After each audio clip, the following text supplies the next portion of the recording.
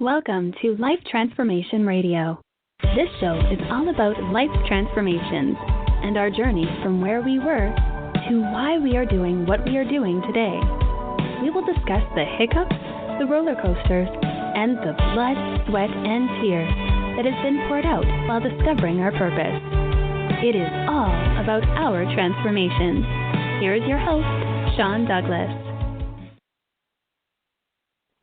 Good morning, good afternoon, and good evening. Welcome to another episode of Life Transformation Radio. I am your host, Master Resilience Implementer, TEDx speaker, business positioning strategist, and international best-selling author, Sean Douglas. This show is currently heard in over 79 countries. So whether it's your first time joining us or you've been listening to us for some time, I want to thank you to those who are listening from around the world. Life Transformation Radio is all about our transformation. Here, we tell the stories of why we're doing what we're doing. We highlight that transformational moment that changed our lives and how we use it to then transform others and elevate their lives as well. You can listen to us live right here on the Blog Talk Radio Network, Tuesday through Friday, 5:30 p.m. Eastern Time.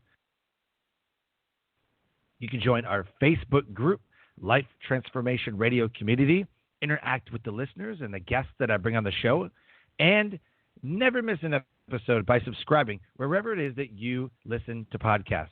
Life Transformation Radio can be heard on Apple Podcasts, Stitcher, Spreaker, Spotify, TuneIn, Player FM, Radio Public, Overcast, Castbox, the Himalaya app, Google Play Music app, Pandora, and you can subscribe to our YouTube channel at Life Transformation Radio.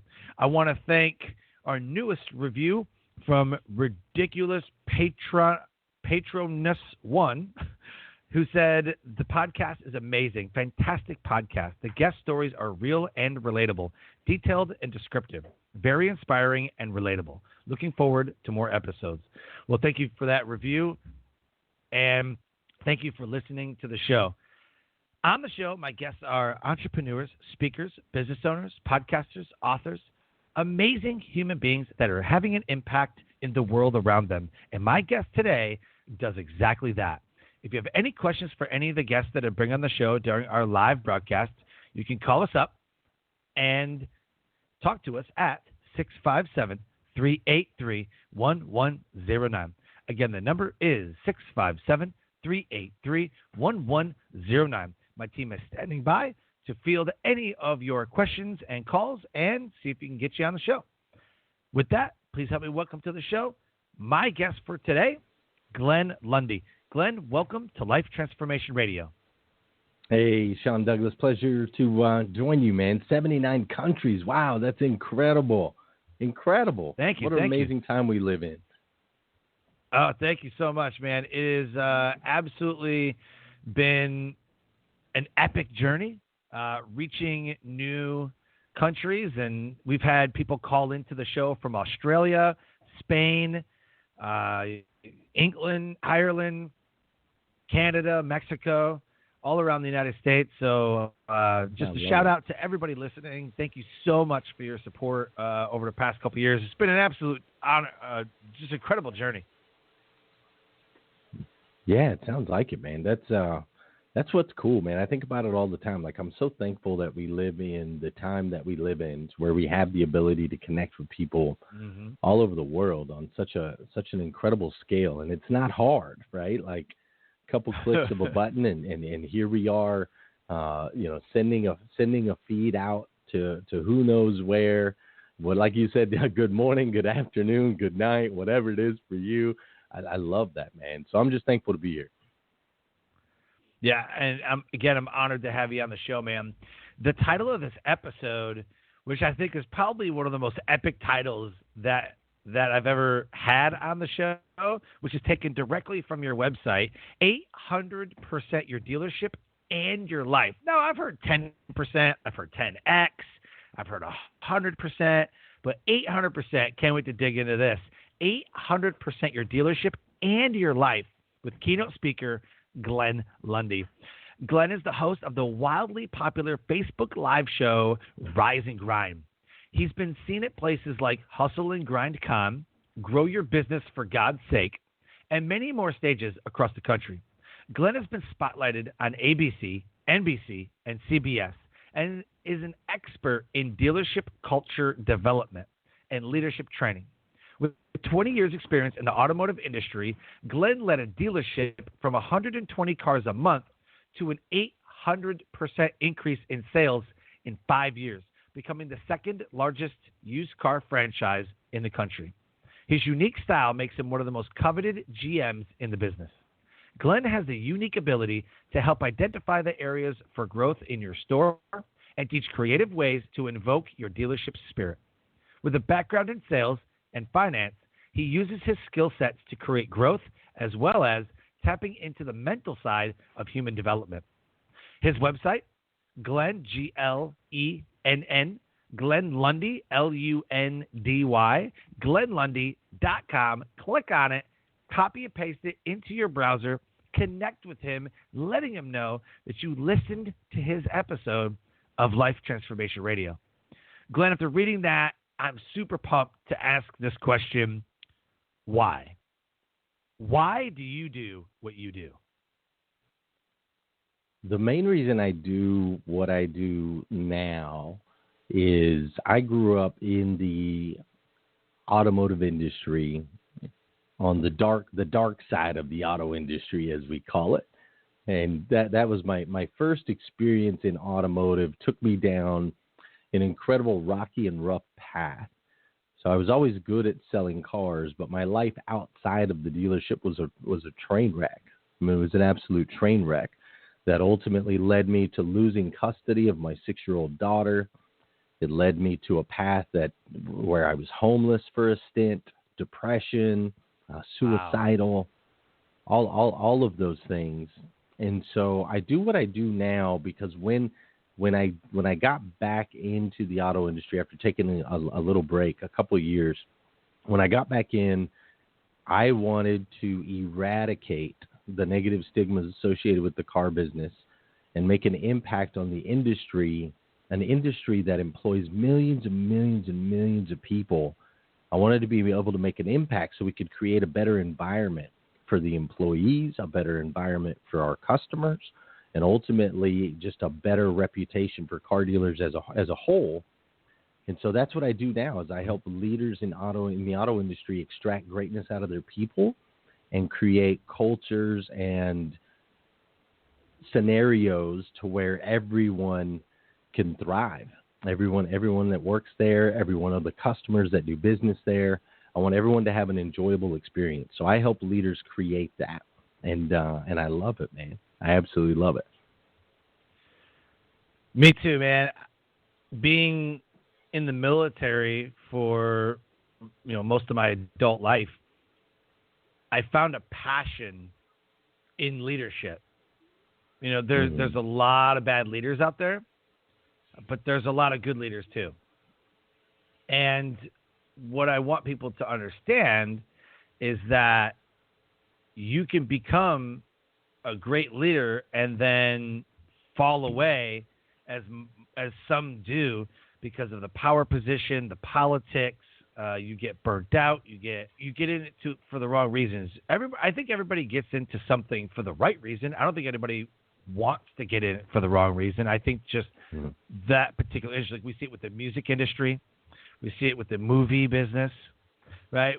You have these young guys come in and they're like, "This is so awesome! Like this is my dream," and then the industry just chews them up and spits them out. Sounds like the same thing happens in the car dealership or in the sales industry.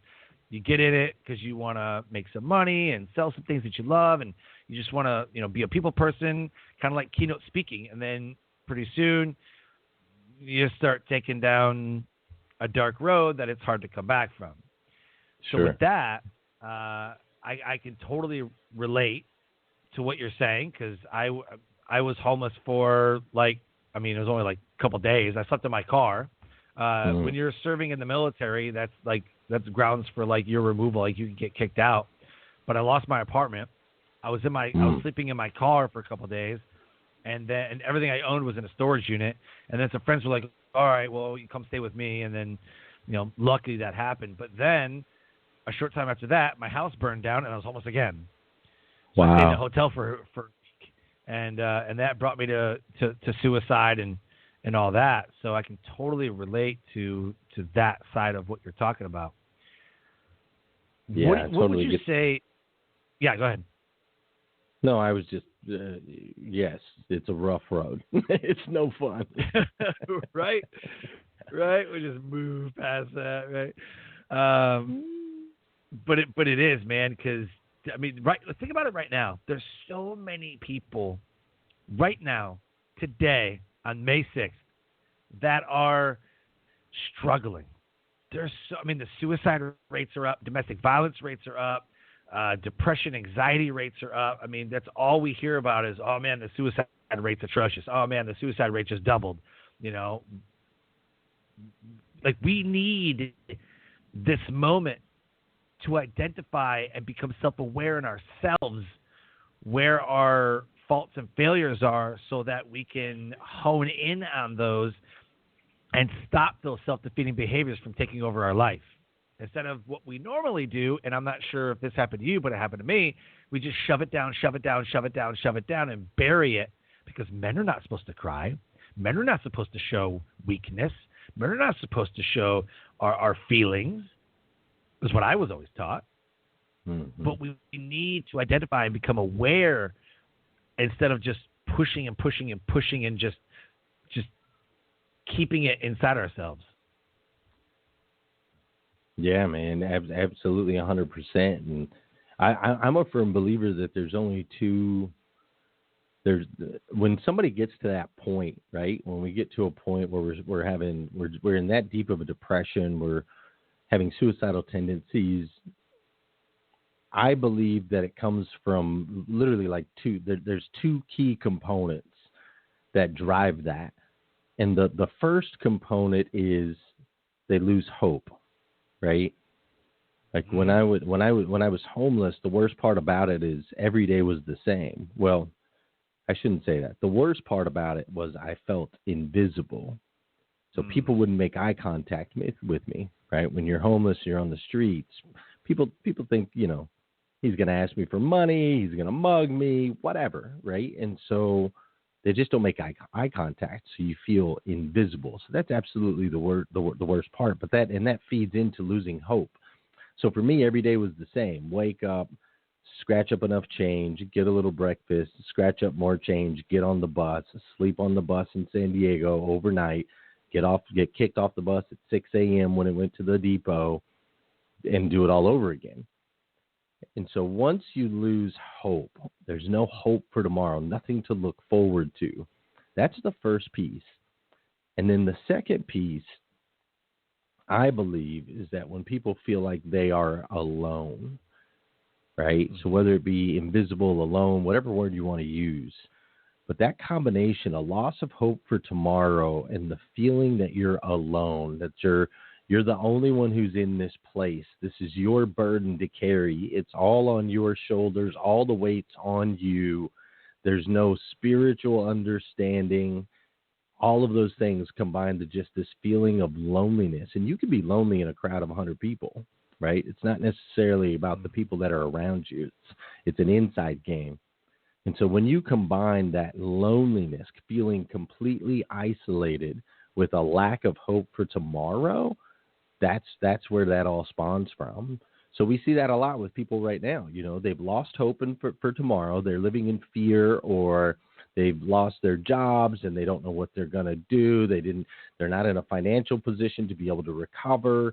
And so they lose hope for tomorrow. But then on the other side of that, they also feel like they're the only one. And I think that's what you're referring to, is we have to speak these things. We can't just bury these things. We have to talk to other people, connect with other people. And so that way we can hope to realize and see that you're not alone, right? You're not alone in this.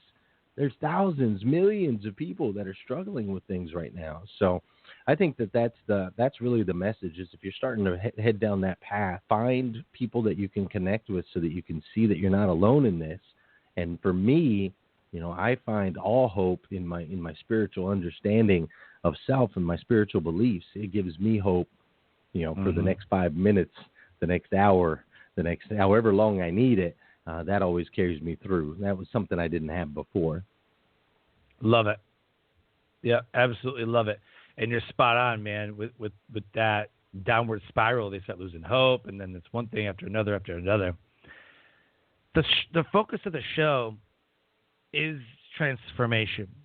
And you took that dealership on a transformative journey, a 5-year journey.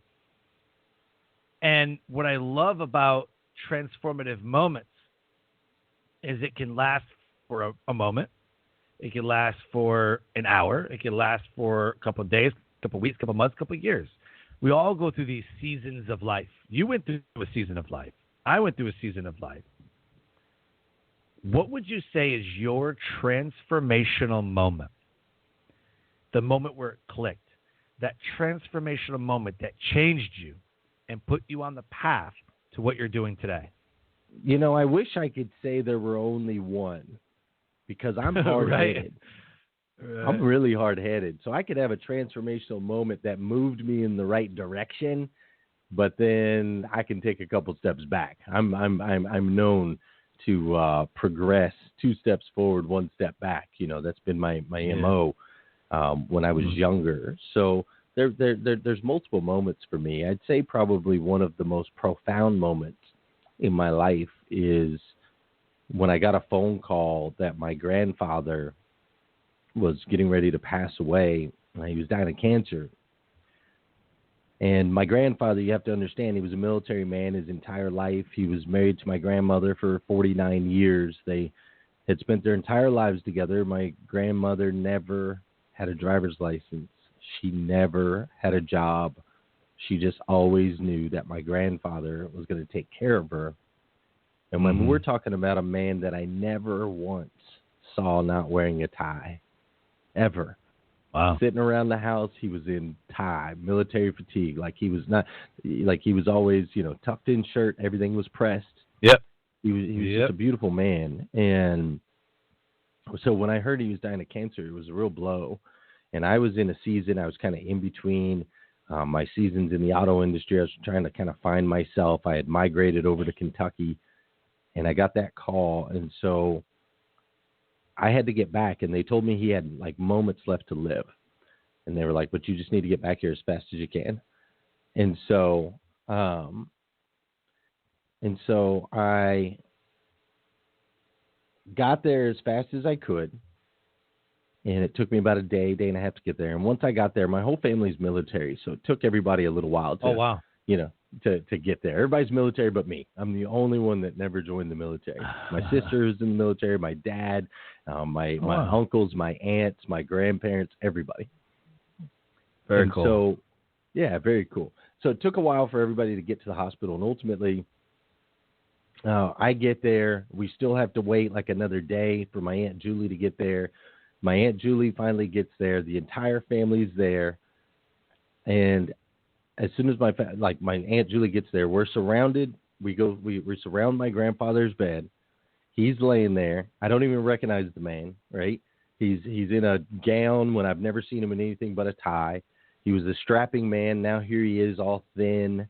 And, he's thin. He's hollow. There's no light in his eyes. It's just, it doesn't even look like him, right? Doesn't look anything like him. And so we stand there in a circle, the entire family, and my grandfather says to my stepdad, Everett, he says, Everett, come here real quick. Will you tell me my favorite joke? Now, being a military man, you're military, they like dirty jokes and that kind of thing. And my grandpa loved jokes. So he says, Everett, come tell me my favorite joke. So my stepdad goes over there and he leans over to my grandfather, Al. He says, Al, what do you call Moby Dick's father? And my grandpa says, what, Everett? And Everett goes, Papa Boner. And so we all chuckle, right? We all chuckle, and a tear goes popping out of my eyeball, right? We're all crying. And then my grandfather says, hey, bring me my wife. And so my grandmother, all 4'2" of her, she's this tiny little thing. My grandmother goes walking over, and she climbs into bed. My grandfather wraps his arms around her, and he dies right there in that moment. And so I learned two things from that moment, Sean. The first thing that I learned is that we are spiritual beings. And at this point in my life, I still questioned that. But I learned that we are spiritual beings because you cannot explain. Science cannot explain how my grandfather waited 2.5 days for every family member to show up. He was able to die with his wife in his arms after being told his favorite joke. Like, I literally watched his spirit leave his body, right? Jeez. And so that was the first fact that taught me.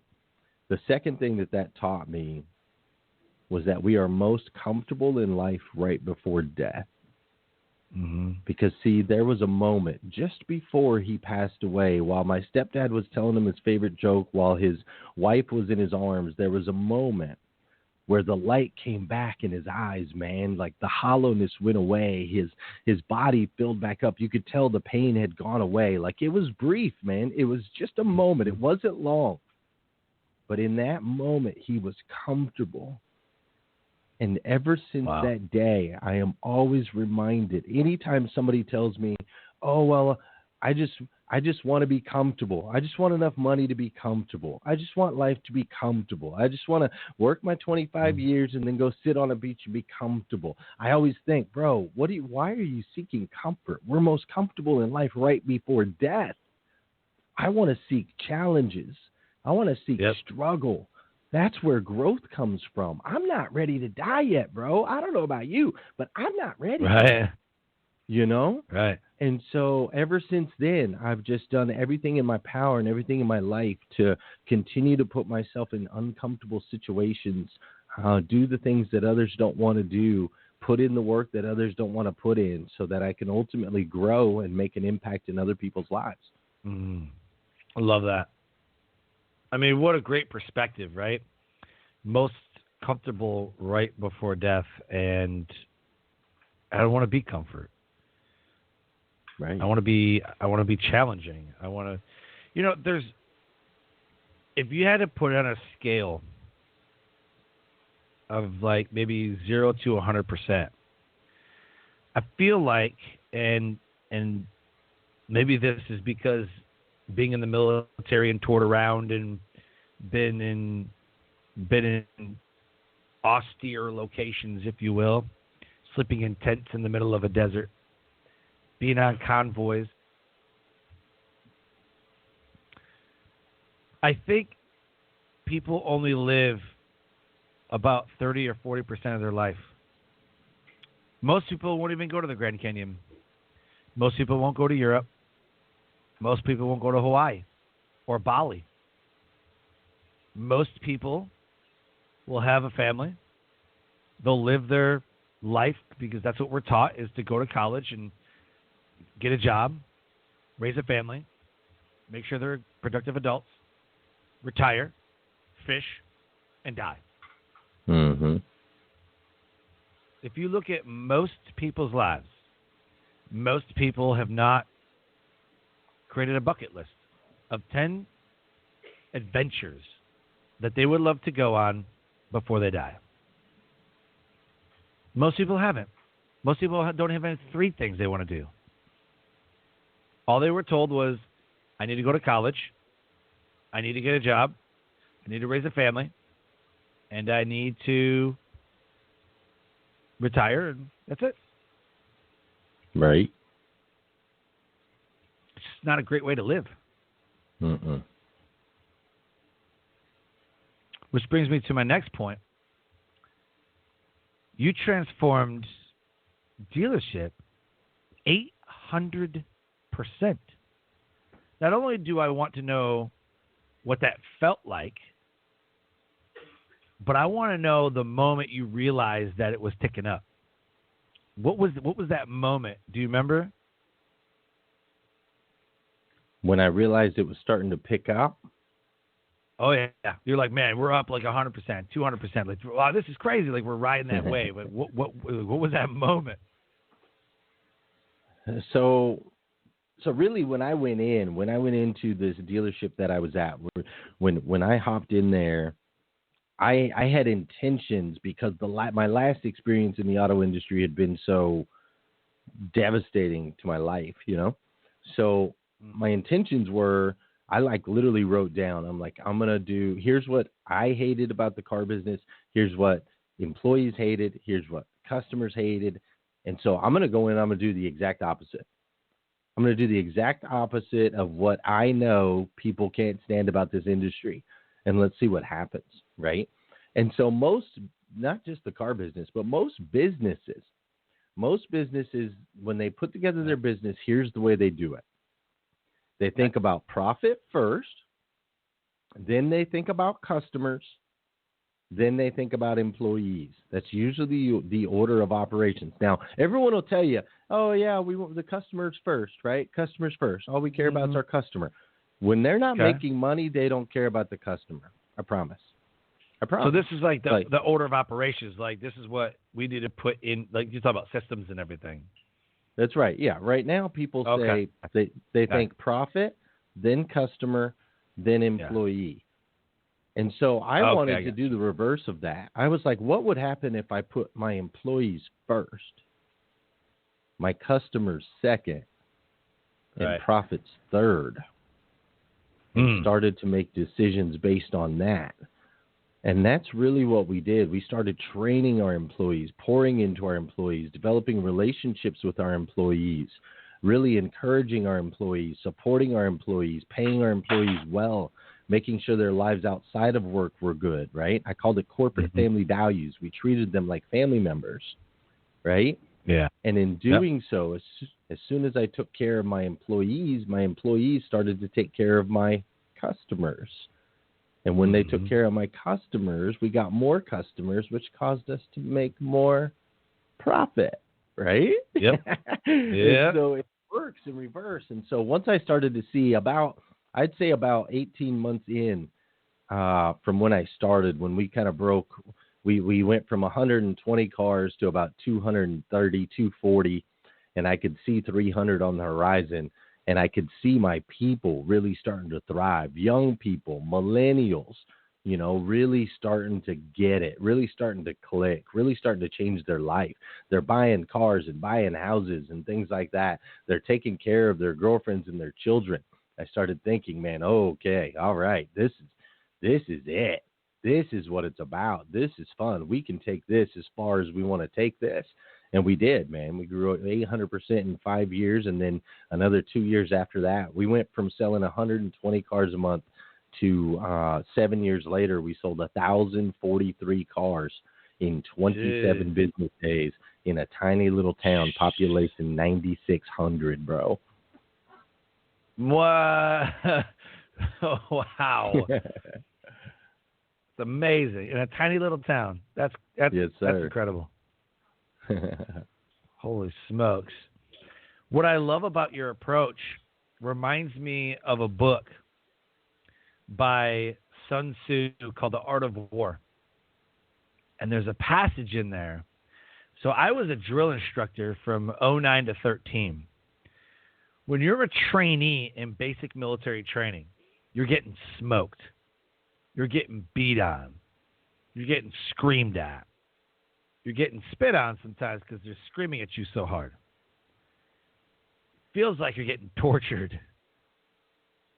But it's all for a purpose, or at least it should be. It should be for a training purpose. When you're an instructor, you don't want to be screaming and yelling. Like, that's not the point. When I'm a trainer, I'm like, man, these guys are like a-holes and they're screaming at me. I'm like, man, this is tough. Like, I don't know, I'm going to do it.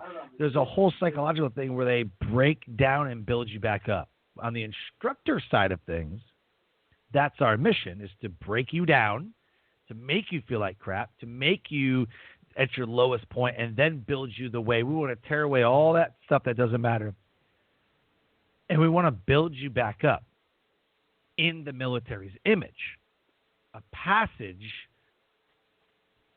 that we used to live by, and that I still do, says, regard your soldiers as your children, and they will follow you into the deepest valley. Look on them as your only begotten Son, and they will follow you even unto death.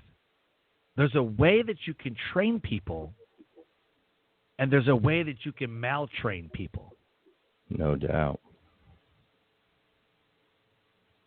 That's a great passage to live by. I've done that since 2009. I try to teach my kids the same way. I try to build them up. I try to teach them and train them, and So even with the people that I do business with, when I'm coaching people, when I'm on phone calls and people want to create and launch podcasts, and I'm like, no, this is the way we got to do it, and this is why, and explain everything to them, and I'm trying to build them up, you could do this, this is going to be good for you, and try to build them up, right? Inspire them, empower them, but also give them the cold hard truth sometimes. You're on a coaching call with somebody and you're like, I think you're wrong. What? How am I wrong? I'm like, well, this is why. And it's telling them the cold hard truth and trying to break that away from them. Get them, because we get into our own way. You and I both know we get into our own way. We are our own worst enemy. Humans hold themselves back from success. All humans, 100%. We all do. Either we're scared of success, we're scared to make it, we're scared to fail. There's a lot that goes into that. Once we break away from that mindset and get into a growth mindset versus a fixed mindset, and like you said, you're like, well, let me turn the tables a little bit. This is the way we've always done it. Let me turn the tables. Let me try something different. You entered into a growth mindset phase, and look what happened. Yeah, beautiful, man.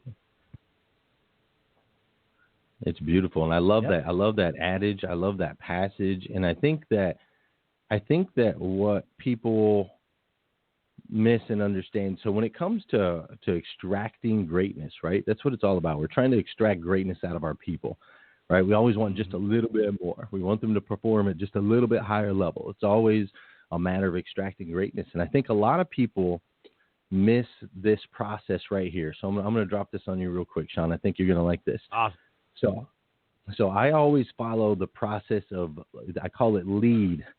So LEADD, right? There's 2 D's on lead. It's like lead. People are like, Glenn, you can't spell. I'm like, no, I can spell. Check it out, right? So the L in lead stands for listen. Now, we've heard this before. Your mama's told you, right? 2 ears, 1 mouth, right? We've all heard that before. Yep. So we got to start, anytime we go into a conversation with an employee, anytime we're leading a meeting, anytime we're in a position of leadership, whether it be military, business, family, it all starts with listening. First, we have to listen to our people. What do they got going on? What's going on in their world? Touch their heart. Ask them about their spouse. Ask them about their kids. Ask them about their life. Ask them about their hobbies. Let them talk and let them be heard. So if we listen first, and then we follow that with the E, which is encourage. We should always encourage people, right? Great job, Sean. Really, really great job on your podcast, man. Reaching 79 countries, that's incredible, right?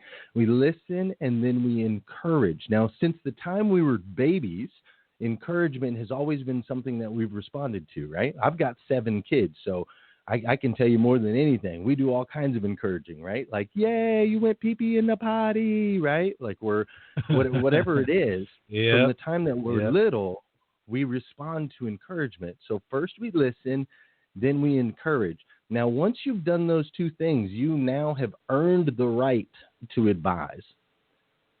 So now that I've listened to you and I know what's going on in your world, now that I've encouraged you and highlighted you what you're doing right and what you're doing well, now I have earned the right to go in and say, but Sean, not even but, get rid of the word but. And also, Sean, here's an area we need to work on. Here's something that you messed up on yesterday that we need to fix, right? Whatever it is. We can point out the weaknesses once we've done those first 2 things. See, too many people jump straight to the advise. They want to tell people what they're doing wrong right at the gate. You're doing this, you're doing that, you're doing that. Nobody responds to that. Nobody wants to hear that. So let's listen. We E, encourage. We A, advise. And then now that we've advised, now a great leader will then develop. Don't just tell me what I did wrong. Tell me how to fix it. Teach me. Teach me how to be better. Guide me. Lead me. develop me, make me a better human, right? And then the last D is we have to do this daily, every single day. Every interaction with your kids, every interaction with your spouse, every interaction with your customers, any opportunity you have to lead, you should always listen, encourage, advise, and develop. Listen, encourage, advise, and develop. You follow that process right there, you can lead people to wherever you need them to go, as long as you have their best interest at heart. Absolutely love it. Thank you. I'm an acronym junkie, so that just kind of tugged on my heartstrings, you know. But it's amazing because it's simple and effective. Listen, encourage, advise, and develop. And I love that you put a D on the end for daily. Zig Ziglar famously was asked, "How are you so motivational? I mean, don't you ever get down? Like, how are you always upbeat? I mean, what do you do?" So motivation is like bathing. You do it every day. That's right. You don't just bathe once and like good to go. You don't just get motivated one time and good to go. That's why if you're a Christian, you go to church every Sunday. You don't just get God one time and go, good to go. I'm saved. Let's do this. Like, it doesn't work that way. Definitely doesn't work like that. Constant repetition, right? Like, you go to church every Sunday. You know, you sit in church, and then the pastor's talking about his sermon, and you're like, oh my God, he's talking about me, like, right? So no doubt, it's every day. You have to do this every day, and I love that you put a D on the end because you have to listen, encourage, advise, and develop every day. That's right. I think the military needs a lot more of that because the military is like go, go, go, go, go, and develop on the fly. There's an encouragement part, you know, get your ass on the hill. I mean, there's an encouragement part. Sure. There's an advice part. There's an advice part for sure. A crazy one. The hill's that way. So there's an advice part, and there's a development part. You know, like you get the development. We go to trainings. We go to leadership seminars. You know, there's some really good leaders that will build other leaders around them, and which I think is the core essence of leadership. Leadership, by definition, should be you build other leaders around you, not followers. Anybody can build followers. Hell, on social media, you can buy followers. Mm-hmm. Leadership is about building other leaders, and it's about the next man up. That's what leadership is. It's you training your replacements. And some people, especially in the military, are afraid that, man, I love this job, like I don't want to give it up, and then someone's going to take my spot. If they're better than me, I'm going to lose my position, and oh my gosh. And I mean, you're going to retire from the military. You're going to get out of the military. You're going to phase out of the dealership job, or you're going to, like, whatever. Always be training your next man up because that's how you grow. It's in their moment of, I want to stay here because I like it here mentality, that they then become not a great leader. And they tend to build followers instead of leaders, which then hinders the rest of the organization and has a ripple effect all the way down. That's my opinion. No doubt. Yeah, I think you're spot on, man. It's all about Simon Sinek says it in his book, Infinite Game. He says that, you know, most leaders think it's their responsibility to drive the results, and that's not the case. It's the leader's responsibility to develop the leaders that drive the results. That's what it's all about. You know, we're supposed to take care of the people that have been put in our care. It's our responsibility to develop them to a point where they can now lead and impact others, man. That's how you create legacies, right? Legacies aren't created by you carrying all the weight and doing it all yourself. Legacies are created by the impact you can have in other people's lives. So that's what it's all about. What's that book called? Infinite Gains? Correct. Yeah. Simon Sinek's newest book. I guess it's been out about a year, called The Infinite Game. It's an incredible book. Yeah, I absolutely love Start With Why. And Leaders Eat Last. That should be required reading for everybody who's in a leadership position.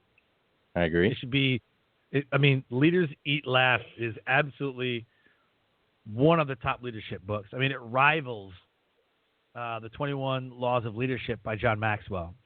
Yeah, no doubt. As one of the greatest leadership books ever written. I agree. So, yeah, Leaders Eat Last is just incredible, and I think it has like a military tone to it. So maybe that's why I taken a liking to it as much as I have. But it's such an incredible story, such an incredible book. Everybody in a management leadership position. One thing that I learned, one mantra, is that leaders lead from the front and managers manage from the back. No doubt. That was my biggest takeaway. Leaders lead from the front and managers manage from the back. Yeah, that's a big takeaway, and that's a big deal. And you'll like this new book too, because it's got Simon studies military, studies war. He studies all of those things to see how see how it all plays out. And so he talks in this book. He really uses the Vietnam War as an example of they were playing an infinite game. Like they didn't care. They weren't trying to win. The Vietnamese weren't trying to win land. They weren't trying to win money. It wasn't any. Right. It was all about like culture and their beliefs. And here we were as America trying to throw our weight around, bully around, so on and so forth. And when you play a finite game where you think that there's a finish line, you ultimately end up running out of resources, right? You run out of energy, you run out of will, which is what happened to us. We just ultimately gave up because they just, they just wouldn't stop. And so he refers to that a bunch in the book, that if we're playing the infinite game where there's no finish lines, then we never run tired. We never run out of resources. We never run ragged. We will fight and fight and fight and fight and fight until we're not alive anymore. All right. Yep. Love it. Yeah, it's strong. So true, man. So as we start to close the show, I want to get a takeaway from you. Somebody listening to the show, somebody who's getting inspired from listening to our conversation and is looking for something. What is your message to them? What do you want them to take away from this episode? What do you want them to know and understand? Well, we touched on a couple things, right? Like it's really, really important that people understand that we are spiritual beings, that we are three-part, mind, body, spirit. Now, what you believe religiously, how you practice your religion, all of that stuff, that's between you and you. I have no interest in diving into any of that. But having an understanding that we are spiritual beings connected to something bigger than ourselves is, for me, in my life, one of the most profound aspects of everything that I do. It's my fuel. Because once I'm going to give you an example. LeBron James has a son, right? LeBron James has a son that plays basketball. Yep. Without you ever knowing his son, ever seeing his son, or ever talking to his son, would you guess that LeBron James' son is probably going to be pretty good at basketball? Yes. You would think that, right? Genetically, there's things that go on. There's things that get passed down, right, in the genes and in the environment and so on and so forth. So much can be said about us as spiritual beings as well. See, once I realized I was a spiritual being made by the Creator of the universe, his DNA runs in me, is alive within me, then it made me realize that not only do I have the ability to achieve great, incredible, and phenomenal things in my life, but I also have the responsibility to do so, right? I've got to carry on the name of my Father. I've got to carry it on by making an impact in other people's lives. And so I would just tell those that are struggling, seek a spiritual understanding. Those that don't believe, seek a spiritual understanding. I'm not going to tell you to go follow Jesus. I'm not going to tell you to be a Christian or a Buddhist or whatever. Just seek an understanding that you are more than just flesh and bone, and you have both the ability and the responsibility to do great things in your life. Absolutely. 100% true. Great way to end the show. Glenn, I want to thank you so much for coming on the show. Absolutely has been phenomenal. Great conversations, and I'm just impressed by everything you have going on, man. Oh, thank you so much, man. You're way, way, way too kind. And everybody who wants to connect with you and listen to your show, where should they go? What should they do? Where should we send them? If you go to glennlundy.com, that will ultimately connect you to all of my stuff, all my social media platforms, my groups, my trainings, all of that stuff. It's all at glennlundy.com. Outstanding. And everybody right now needs to go look up hashtag Rise and Grind and get into the content, get into the groups, and get into the show. And if I recently saw you were episode 607. That is correct. Yep. Episode 607. Unbelievable. Dang. That's awesome. That's awesome. Well, I'm happy for you, man, and I wish you the best in the rest of 2020. Thank you, man. You too. Life Transformation Radio listeners, an amazing, impactful guest, elevating the world around him. If anything has resonated with our conversation today between myself and Glenn Lundy on Life Transformation Radio, please reach out to him. Go to glennlundy.com. His website is in the show notes. Copy and paste it into the browser. Click on it. Connect with him, letting him know that you listened to his episode of Life Transformation Radio. And with that, I close the show by saying, live your brand. Find opportunities every day to live out the core values that you hold deep in your heart. And I call this living your brand. So until next episode, live a great life.